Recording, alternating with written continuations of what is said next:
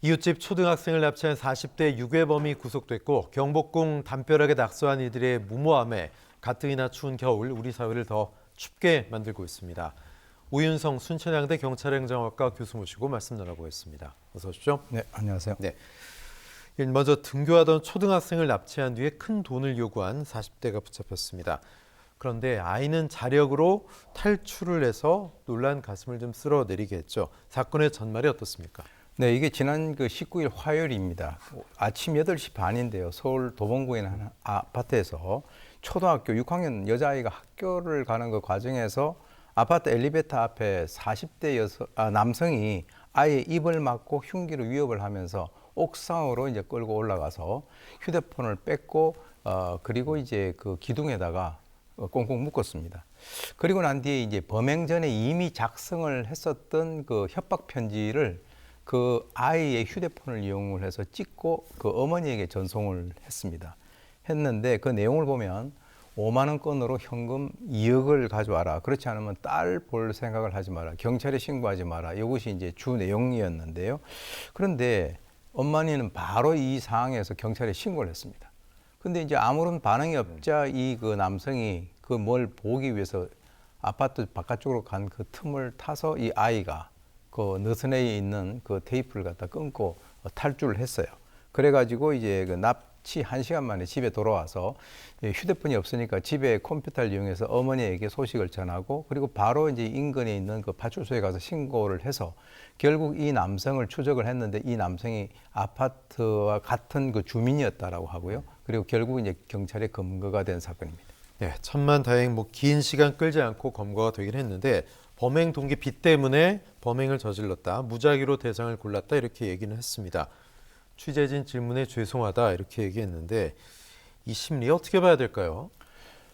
글쎄요, 이제 본인이 밝히기는 뭐 채무가 있어서 빚을 갚기 위해서 현금이 필요했다 이런 얘기를 갖다 하고 있는데요. 그리고 흉기는 이제 집에 있던 것을 가지고 왔다라고 합니다. 무작위로 아이들을 봐서 자기가 선택을 했다라고 얘기하지만 이미 범행을 하기 전에 작성을 했었던 그 편지에 보면 딸이라고 명시된 걸 보면 아마 여자아이를 납치를 하려고 생각을 했었던 것 같습니다.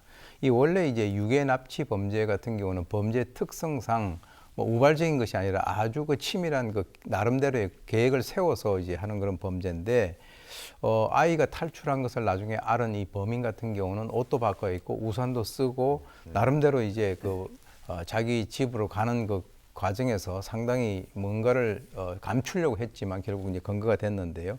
실제로 아동 그 유괴 납치 사건 같은 경우는 아이를 납치하고 난 뒤에 돈까지 손에 넣을 수 있는 그런 그 가능성은 거의 0%거든요.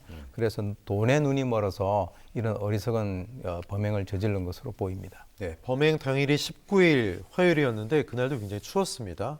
게다가 옥상이 야외 한 대인데 아이는 얼마나 춥고 무서웠을까 걱정이 많이 좀 되는데요. 근데 뭐 옥상이 이렇게 개방된 곳이다 보니까 저렇게 어떻게 보면 허술한 곳에 사전 치밀한 계획 범죄를 한 걸까 궁금하기도 하고 아니면 그냥 치밀한 계획 범죄 그것 자체일 수도 있다 이런 생각도 드는데 어떻게 보십니까? 제가 아까 이제 말씀을 드렸는데 돈에 눈이 멀어서 어리석은 행동을 했다라고 하는데 예. 물론 이제 이 그 옥상에다가 그 아이를 그렇게 묶어놓은 것은 우리가 봤을 땐 상당히 좀 엉성하게 보이지만 자기 나름대로는 뭔가 치밀하게 계획을 하고 사전에 또 편지도 미리 쓰고 이제 이렇게 준비를 한 것 같습니다. 그래서 실제로 이 이 아이 같은 경우도 스스로 자기가 탈출을 해가지고 나중에 경찰에까지 신고를 한 것으로 보면은 상당히 참 침착하고 그러네요. 똑똑한 그런 아이라고 예. 생각이 드는데 그렇지만 일단 이런 일이 벌어지면은 그 해당되는 그 피해자인 경우에는 성인도 엄청난 그 트라우마를 겪는 거거든요. 그래서 이제 그 아이가 참 똑똑하고 그리고 아주 지혜로웠다라고 하는 것으로 끝내지 말고 이 아이에 대한 그 추가적인 그 심리 치료라든가 이런 것에 대해서 좀 힘을 쏟아야 될 것으로 봅니다. 네, 참 걱정스럽습니다. 그런데 뭐 아이도 탈출을 했지만 부모도 절대 경찰에 연락하지 말아라. 하지만 바로 신고했잖아요. 네. 괜히 이제 우리 아이가 다칠까봐 범인의 어떤 심리를 거스를까봐 진짜 신고를 안 하는 게 맞는지 아니면 경찰에 바로 신고하는 게 맞는지.